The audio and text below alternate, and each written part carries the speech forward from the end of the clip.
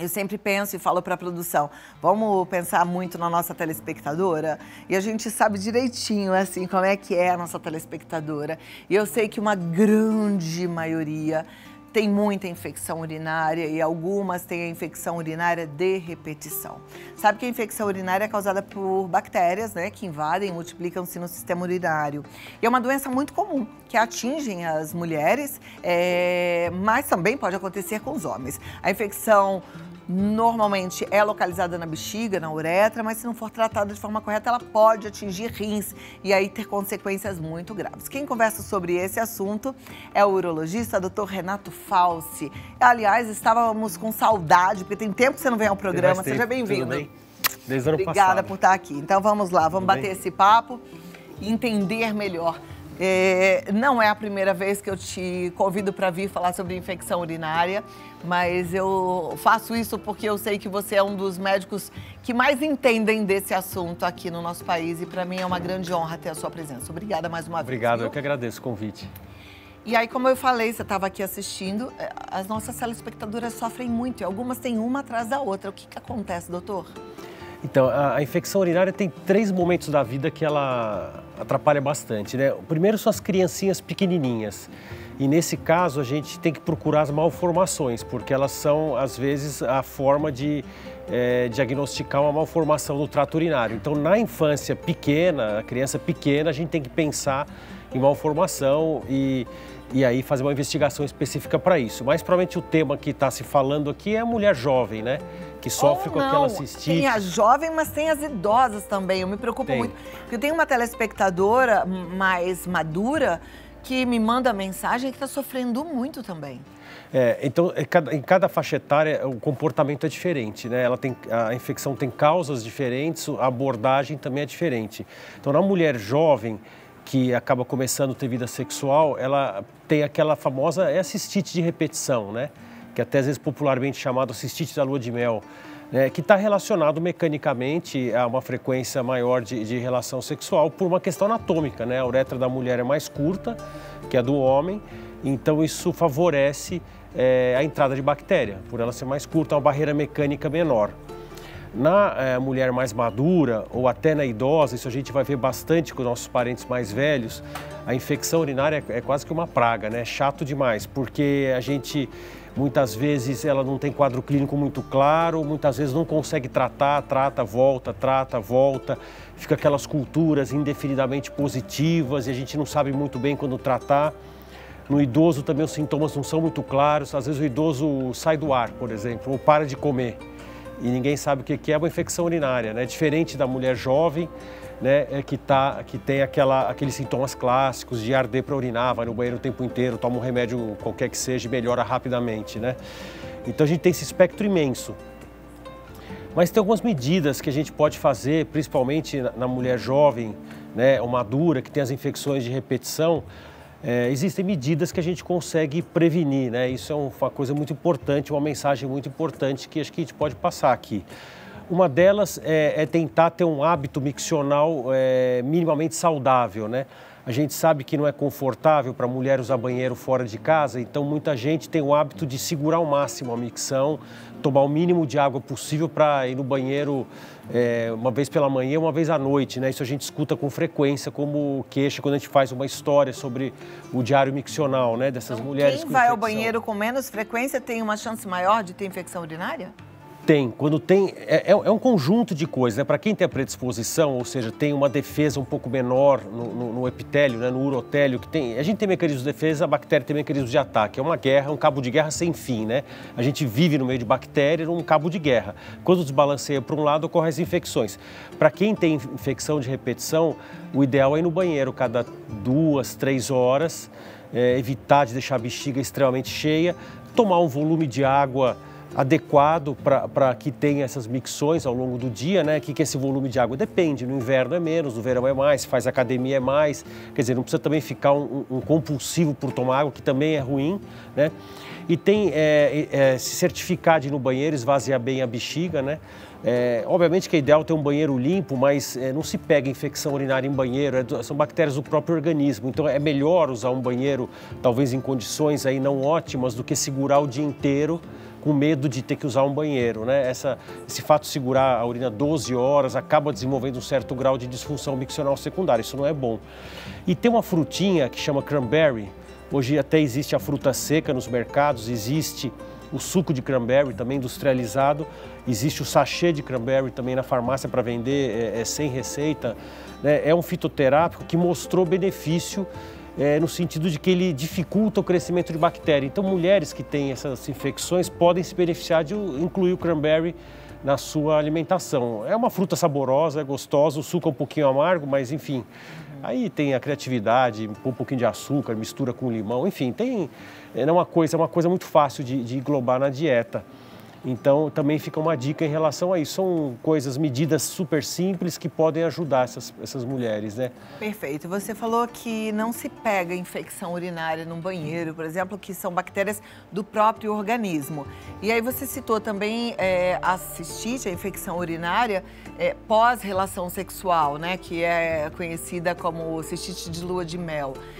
A relação sexual contamina a mulher e por isso ela tem infecção urinária ou também não tem relação? É mais por conta do atrito e de repente essa camada que você disse que pode ser mais fininha, ela fica mais suscetível à infecção?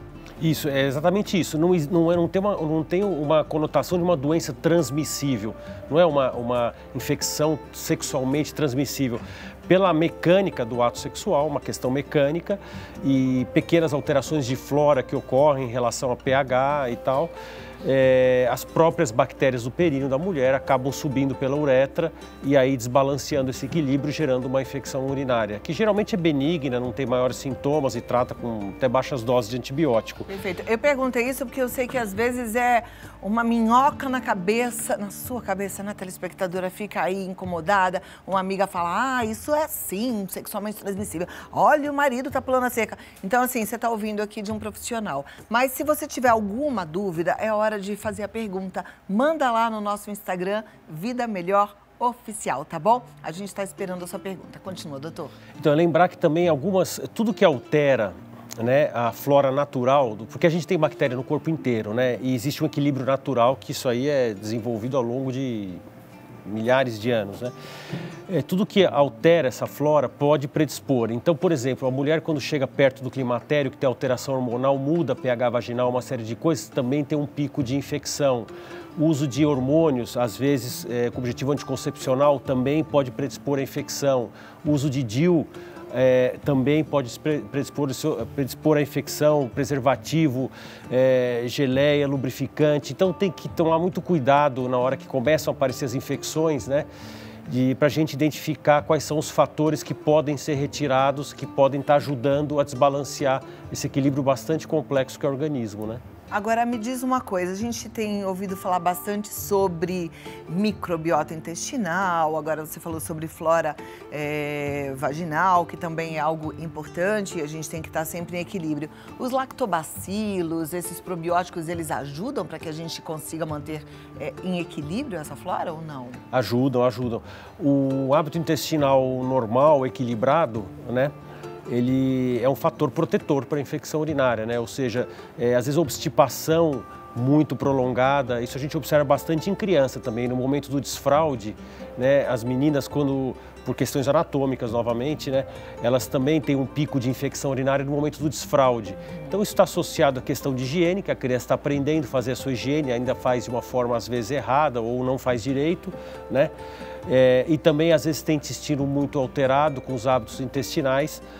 Isso também predispõe, né? Lembrar que, assim, tirando as doenças do intestino, doenças, por exemplo, os cânceres, que nem é o nosso assunto, que são coisas felizmente mais raras, as doenças inflamatórias, o hábito intestinal se adquire através de uma boa alimentação, né?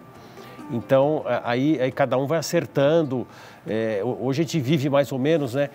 Outro dia eu ouvi uma história que o fast food é a arte moderna da comida, né? A gente cada vez come mais rápido, mais coisa preparada, não pensa muito no que está comendo, né? Então tem que adquirir um bom hábito intestinal, não só através de uma boa flora, mas a boa flora é consequência de uma boa ingestão, alimentação. Agora, doutor, e na mulher madura? Você falou da mulher ali na fase da menopausa, mas a gente tem já as menopausadas e que estão mais maduras, algumas começam inclusive com uma incontinência urinária. Vamos falar um pouquinho dessa fase, porque eu sei que também pode ajudar. Nessa fase mais madura da mulher, até por questões de pH, com frequência maior, começa a acontecer uma coisa que chama bacteriúria assintomática. Ou seja, o exame de urina acusa uma bactéria e a mulher às vezes não sente nada. Então essa é uma das situações que a gente não trata essa bactéria e fica monitorando. Às vezes essa bactéria desaparece, às vezes vem sintoma, a gente tem que tratar. E aí tem uma série de coisas. Questão de reposição hormonal tem indicação em alguns casos, aí é uma questão muito peculiar que tem que ser avaliada individualmente no ginecologista de cada mulher, porque existem contraindicações, indicações, enfim. Mas beneficia, geralmente, né? E aí tem uma série de outros hábitos que também incluem esses que eu já mencionei, a micção adequada, o próprio uso do cranberry, isso aí são todos fatores protetores. E você falou, né, que essa infecção urinária em pessoas idosas, ela pode causar um certo apagão. Isso me preocupou. Como é que é isso? Porque os sintomas, eles não vão, de jeito nenhum, nos indicar uma infecção urinária, né? Você falou de apagão, você falou de inapetência, que é sem vontade de comer absolutamente nada. A gente nunca vai pensar que é uma infecção urinária. Aí já estou falando nos extremos das idades, né? Tanto a criança bem pequenininha, às vezes ela, por exemplo, para de crescer, começa a sair da curva de crescimento. Uma das causas pode ser infecção urinária, né? E no extremo oposto da idade, estou falando as pessoas com uma faixa etária bem mais avançada, né? Às vezes a infecção urinária, elas têm às vezes com frequência essa bacteriúria assintomática e a gente nunca sabe muito quando tratar, porque se a gente for tratar todas as culturas positivas, acaba os antibióticos, vai acabar ficando tudo resistente, né? Então a gente tem que ter muito critério, eu digo os médicos, né? E contar com um relacionamento muito próximo da família para entender quais são os momentos de tratar. Mas diferente da mulher jovem, que tem aqueles sintomas de cistite, aquela vontade de urinar com frequência, até aquela urgência que perde um pouquinho no caminho, um pouquinho de sangue na urina, o idoso, aí eu já estou falando de idade mais bem avançada, né? Não tem esses sintomas. Então, o sinal, o sintoma de uma infecção urinária pode ser um velhinho que está sonolento, uma velhinha que está sonolenta, não está respondendo mais aos chamados, né? Não conversa mais, parou de comer naqueles dias, e a gente vai tentar descobrir o que é e tem uma infecção urinária por trás. Isso não é infrequente, isso a gente observa com bastante frequência, né? Então a gente tem que ficar atento para os sinais da infecção, nos extremos das faixas etárias, que eles não são aqueles sinais que a gente observa nos jovens, né? Que são muito fáceis de diagnosticar, né? Tá. Incontinência urinária pode gerar infecção urinária? Pode, na medida que fica um ambiente mais úmido, né, que existe uma alteração de flora por essa umidade, uma calcinha mais molhada, um absorvente mais molhado. Eu estou falando mais de mulher aqui, né? No homem também a gente vai pensar em disfunção miccional, vamos pensar em próstata, né? O homem começa a urinar mal por causa da próstata, é diferente o raciocínio, mas no fundo também tem às vezes uma disfunção miccional por trás.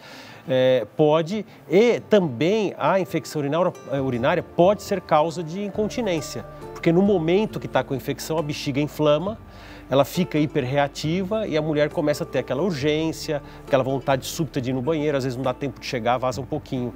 Então ela é tanto causa quanto consequência, né? Por isso que a gente tem que tentar diferenciar os diagnósticos, tratar uma coisa, ver como é que fica, se melhora e tal, né? Perfeito. É normal que a mulher, ao longo da vida, ela vá tendo uma certa incontinência urinária? Tenho conversado com algumas mulheres mais maduras e elas têm relatado essa questão, né? E aí a gente sabe que tem a coisa da lei da gravidade, dos partos. Como é que é isso e quando é a hora de fato tratar, fazer uma cirurgia, enfim, procurar uma solução para isso? Então, normal não é, mas a frequência de incontinência aumenta com a idade, né? Então, é um fato muito claro, né? Quanto mais madura, com mais idade vai ficando a mulher, a probabilidade de ter incontinência aumenta. Quando tratar? Quando incomoda. Então, tudo é muito custo-benefício, risco-benefício. Perde uma gotinha de vez em quando está super gripada, uma vez por ano, às vezes não se motiva a tratar. Toda vez que vai para academia, perde, começa a não querer fazer mais esporte, entendeu? Limita a vida. Aí existem alternativas. Essas alternativas de tratamento são sempre cirúrgicas ou eu já ouvi falar e já trouxe inclusive aqui no programa a fisioterapia pélvica que promete um bom resultado nessa questão da incontinência urinária. Ela é considerada pela urologia? Sim, tem tratamentos desde que vão de remédios, né, principalmente nos casos onde existe uma hiperatividade da bexiga, ou seja, a bexiga contrai em hora errada. É uma bexiga um pouco que a gente chama hiperativa, o nome técnico é esse mesmo. Ela tem contração como se fosse urinar fora da hora. Então, tem remédios que inibem essa hipercontratilidade, até o próprio Botox, em alguns casos, é usado para isso. Quando existe uma fraqueza da musculatura, do esfíncter, do assoalho pélvico muito grande, a gente pode recorrer aos procedimentos cirúrgicos que fazem uma nova sustentação para esse assoalho pélvico, associado ou não à fisioterapia, né? Nos casos onde existe uma deficiência esfincteriana mais grave, a cirurgia realmente é necessária. Nos casos onde isso é mais leve, uma fisioterapia pode dar conta do recado, pelo menos por um período, né? Adriana.ribeiro52643. Ela pergunta, quando uma mulher é soro positivo, é normal ter infecção recorrente? Olha, normal não é, porque hoje em dia com os antivirais, né, os antirretrovirais, a pessoa tem uma qualidade de vida muito perto do normal. A carga viral fica zerada, a imunidade fica normal, então tem que se atentar a todos os fatores que estão presentes, como a gente já descreveu, nas mulheres, e acho que procurar um médico, investigar especificamente essa área, e também tem as armas aí, as medidas para evitar que isso, ou diminuir a frequência dessas infecções, né? Perfeito. Obrigada, Adriana, pela sua pergunta. Próxima pergunta, vamos já para a tela conferir da Regina. Regina 79. Quais os males que a infecção urinária pode causar quando se torna mais grave? Ótima pergunta. Então, como a gente comentou, tem um espectro imenso na infecção urinária. Tem desde aquelas bacteriúrias assintomáticas, quer dizer, aparecem no exame e não dá sintoma, até a pielonefrite com sepse e morte. Felizmente, esses quadros graves são raríssimos, mas se a gente olhar no próprio jornal, por quem tem vida pública, vira e mexe aparece uma notícia de alguém que foi internado com infecção urinária e morreu. Felizmente é raro, mas é um espectro. É raro, mas pode acontecer. Então precisa tomar cuidado. E aí, para chegar a uma situação dessas, que é rara, mas pode levar à morte, como é que acontece isso? É o quê? Remédio errado? Não tratou? Me explica melhor. Então, a maioria das vezes é da própria virulência da bactéria. São bactérias que são extremamente agressivas, muitas vezes até sensíveis a todos os antibióticos, e também depende de uma resposta do hospedeiro, né? Então, é óbvio que retardar um tratamento, não fazer diagnóstico, predispõe, está dando chance para o azar, né? Mas às vezes é da própria virulência da bactéria e da imunidade da pessoa. Vamos lembrar que isso é bastante raro, tá? Para ninguém sair e ficar desesperado aqui com essa informação. É uma situação rara. Tá. Mas eu acho bom a gente saber que é raro, mas pode acontecer, porque a gente, infelizmente, no Brasil ainda tem o hábito e ainda tem as farmácias que, com jeitinho brasileiro, bem errado, vendem os remédios, os antibióticos. E às vezes a pessoa não faz o antibiograma, não sabe qual é a bactéria e está lá alimentando outras bactérias com o antibiótico errado, né? Porque é muito cômodo tratar sem a cultura, que às vezes demora uns 2 dias, tal, para ficar pronto, aquela chatice, pô, médico chato, tal. A maioria das vezes a recomendação é tratar empiricamente mesmo, porque a cistite simples ela vai super bem com a maioria dos remédios. O problema é que se a gente começa a exagerar nesse tratamento empírico, a gente perde um pouco o parâmetro, né? Então a gente começa às vezes a andar numa área de risco. A realidade é que é bom ter um médico para quem tem acesso, pelo menos um telefone de um médico, para, né, hoje é muito fácil a comunicação com WhatsApp, telefone, né? E trocar uma ideia, né? Doutor, as pessoas às vezes param o antibiótico no meio do caminho. Toma um dia, toma 2, terceiro dia fala, ai, já não estou sentindo mais nada, vou parar. Isso é um perigo? É um perigo. O antibiótico é um tratamento que tem começo, meio e fim. Ele não pode, é diferente de um sintomático, né? Tô com dor de cabeça, vou tomar um analgésico. Aí passou dor de cabeça, não precisa tomar mais. O antibiótico não. Ele tem começo, meio e fim. Qual que é o problema de parar antes da hora? Selecionar a bactéria e desenvolver bactéria resistente. E aí realmente fica um problema grave, porque precisa internar, tomar antibiótico na veia, aqueles tratamentos super prolongados. Então, o antibiótico começou, o ideal é estar sempre sob orientação médica e fazer o tratamento até o final, na dose certinho que foi prescrito. Perfeito. Que aí não adianta a gente ter medo de ter uma pielonefrite, né, de perder a vida, se a gente não fica atento a essas questões. Porque às vezes você está se automedicando, toma antibiótico, para no meio do caminho, né? Então, essas atitudes é que a gente precisa tomar muito cuidado de deixá-las bem longe da gente, não fazer. Cris, _adesivo, tive uma dor de urina muito forte, do nada. Quando ia no banheiro fazer xixi, doía muito. Pode ser causa de nervosismo ou ansiedade? Até pode, mas até prova em contrário é uma infecção urinária, né? A gente só faz esse diagnóstico existe disfunção miccional por ansiedade. Do mesmo jeito que tem gente que tem gastrite por ansiedade, etc. Mas é sempre diagnóstico de exclusão. Então, uma pessoa chegou com esses sintomas, a gente é obrigado a descartar a infecção urinária, a maioria das vezes é infecção, e se não for infecção bacteriana, existem uma série de causas, outros que a gente pesquisa. Aí pode ser um episódio de dor, porque ela disse, tive uma dor, eu não sei se essa dor acabou, passou? Se foi um episódio único e passou, a gente fica um pouco... Pode ser infecção mesmo assim?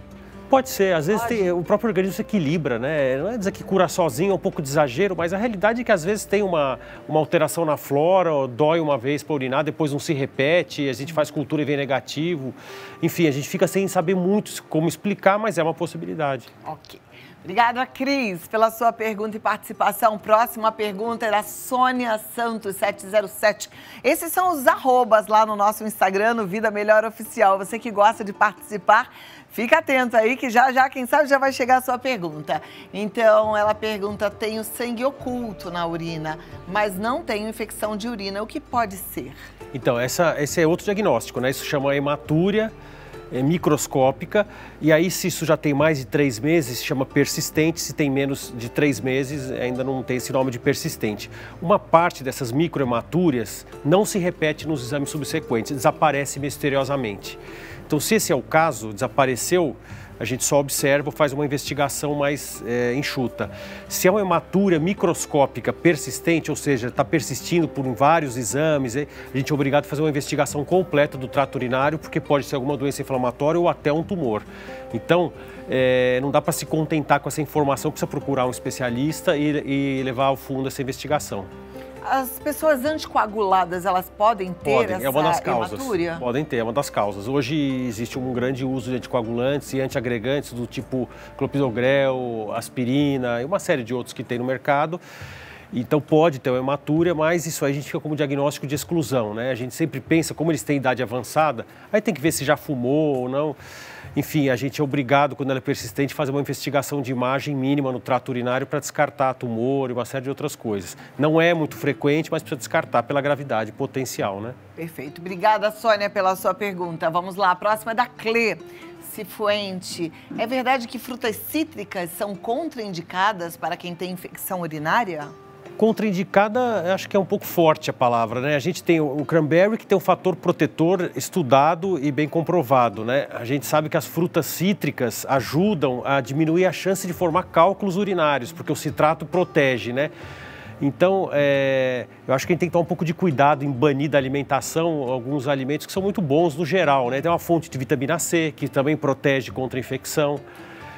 Eu tenho um pouco de medo de banir alguns grupos da alimentação, né? Acho que, em princípio, é um pouco de exagero isso. Tá joia. Obrigada, Clê, pela sua pergunta. Vamos para a próxima, então. Coquioto original. Mau odor na urina é sinal de infecção urinária ou pode ser algo mais grave? O odor da urina é bastante incaracterístico, né? Tem uma série de causas que alteram o odor da urina. O cheiro de amoníaco, né, aquele cheiro de amônia, pode ser um indício de infecção, tá? Pode ser. Mas, por exemplo, se comer camarão, a urina fica cheirando ruim. Se comer aspargo verde, pode fazer o teste, fica insuportável o cheiro da urina. Medicamentos podem alterar o odor da urina. Então, é uma coisa bastante inespecífica, não dá para dizer que tem um odor característico, né, exceto aquele de amônia, de banheiro público, sabe, aquele cheiro de amoníaco. Às vezes isso pode ser um indício. Ok, obrigada. Vamos para a próxima pergunta. A Cris, ela quer saber... Deixa eu ver, essa daqui já foi. A Cris Adesivo, eu já acabei de responder. Já.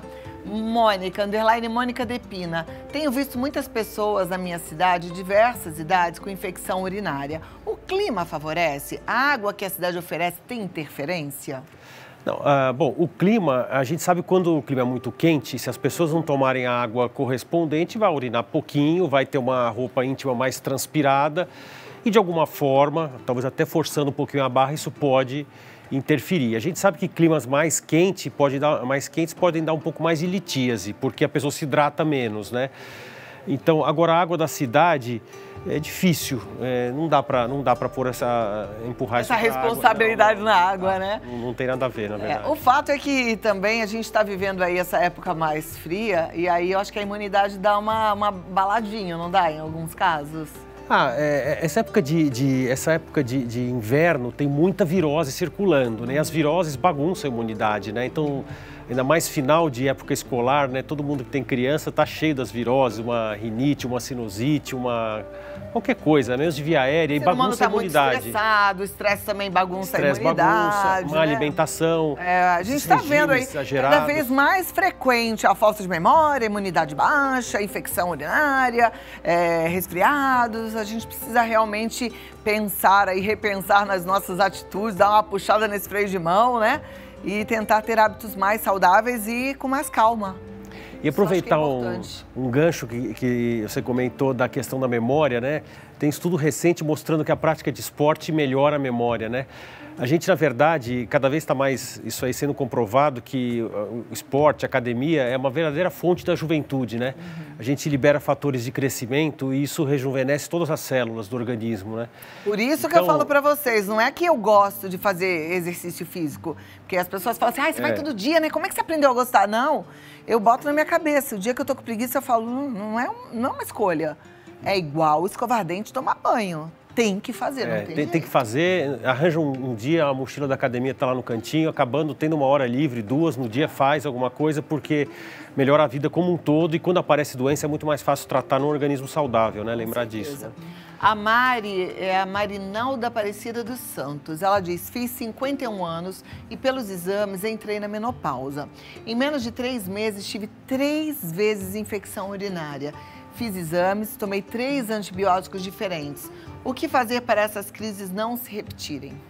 Bom, bem-vinda ao climatério, né? É uma realidade isso, é bastante frequente. Ocorre uma alteração hormonal que é muito rápida na mulher, né? Muda pH, muda flora, muda uma série de coisas. Infelizmente, algumas aí tropeçam com essa realidade da infecção de repetição. A questão é ela abordar com a médica dela, o médico, o ginecologista, a questão de se é viável a reposição hormonal. Existem critérios hoje bastante restritos, mas enfim, isso deve ser abordado especificamente. Aquelas medidas que a gente comentou, o próprio Cranberry deve ajudá-la, a micção de horário, né? Um volume de água adequado para ter umas 4, 5 micções ao longo do dia, sem grandes assim, volumes de retenção exagerada, né? E tentar ir um pouco no banheiro pelo relógio, não esperar, né? Cada 3 horas e tal, isso é bastante saudável. Eu tenho ouvido falar bastante sobre a vacina para infecção urinária, né? Se eu não me engano, Urovaxol. Isso. Essa vacina é indicada para todos? Como é que é e como é que ela age? Então, no começo, ela era bastante promissora. A gente pôs uma grande esperança, né? Depois os estudos acabaram não mostrando um grande benefício. Como não existe nada perfeito para infecção urinária, em alguns casos a gente dá. É uma vacina via oral, ela é especificamente para um tipo de bactéria, que é aquela Escherichia coli. Que é mais frequente, é mais frequente, 70% dos casos. Ela é um lisado de bactéria que é ingerido via oral, tem uma série de procedimentos para tomar o remédio, tem que ser em jejum, senão perde o efeito e tal. Os estudos mostraram um benefício tão grande quanto a gente esperava. Mas para quem está tendo, como tem um índice baixíssimo de efeitos colaterais, a gente acaba indicando em alguns casos, né? Outra coisa, a profilaxia com antibiótico levinho, como a macrodantina de 100 miligramas, ainda é utilizado? Então, esses estudos, eles se baseiam em infecção urinária de repetição em criança que tem refluxo. Isso é bastante específico, são populações imensas que são estudadas e o benefício é muito claro. A gente extrapola, seria mais ou menos um tal do uso off-label, que tanto se falou na pandemia, usar remédios off-label, que não está escrito na bula, né? Mas enfim, não é proibido usar off-label. Muita coisa em medicina a gente faz off-label, tá? Não tem nenhum problema usar coisas off-label. A gente extrapola esse resultado para adultos e a gente usa isso em algumas populações. É uma possibilidade, não dá para dizer genericamente falando que é para fazer isso, mas particularmente em alguns casos, a critério de discernimento do médico que está acompanhando a paciente pode ser usado. Sempre lembrar, quando a gente fala de antibiótico, não se pode vender uma panaceia que assim, vou na farmácia hoje arranjar uma receita com um amigo e sair tomando. Vamos com calma, porque antibiótico de uso prolongado seleciona a flora, tem uma série de problemas. Isso, com discernimento individual de cada caso, pode ser usado. Alguns pacientes imunodeprimidos, por exemplo, transplantados, a gente às vezes usa. Né? Em algumas mulheres também, em algumas situações, que não sei se a gente vai comentar, você tem uma pergunta em relação à gravidez, a infecção urinária na gravidez tem uma conotação um pouco mais grave, porque ela pode desencadear um trabalho de parto antes da hora, um trabalho de parto prematuro. Então, às vezes a gente lança a mão de alguns tratamentos preventivos, meio off-labels, mas que tem alguma experiência clínica que mostra resultado. A vacina pode ser usada na gestação? A vacina pode, mas a gente não usa muito na prática, né? Na gestação a gente controla muito com culturas, né? E a gente trata precocemente, não deixa a infecção progredir, porque ela tem um potencial de sepse maior e um potencial de desencadear trabalho de parto prematuro. Então, é uma visão mais vigilante na gravidez, né? Perfeito. Maria de Fátima, _PB. Meu esposo há 3 meses fez cirurgia de próstata. Tirou quase toda. Usou sonda, mas toda vez que tira a sonda, vem a infecção. Por que isso acontece? Então, bom, primeiro que assim, a sonda, o corpo estranho, ela está associada à infecção.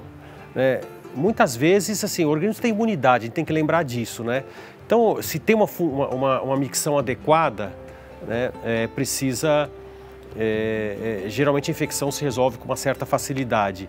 Se está acontecendo isso é um caso bastante específico, né? Tem uma cirurgia recente, aí tem que, nesse caso particularmente, precisa ver se tem alguma disfunção miccional residual, se ele, por exemplo, às vezes operou a próstata, tinha um resíduo imenso, esse resíduo ainda persiste, por exemplo, né? Então existe uma disfunção miccional, isso aí perpetua a infecção. Se isso aí infectou e virou uma prostatite, aí requer um tratamento mais prolongado, porque a bactéria fica lá alojada na próstata. É um caso bastante particular, acho que é um pouco mais difícil a gente ir um pouco mais a fundo aqui, né? Perfeito. Doutor Renato Falsi, ele está no Renato Falsi no Instagram, é só escrever desse jeitinho mesmo, vai aparecer aí no vídeo. E o site renatofalsi.com.br, se você tiver qualquer dúvida, se quiser passar em consulta, tá aí, eu tenho certeza que você vai gostar. Muito obrigada, uma ótima tarde para você. Obrigado. E até a próxima, Obrigado. Viu?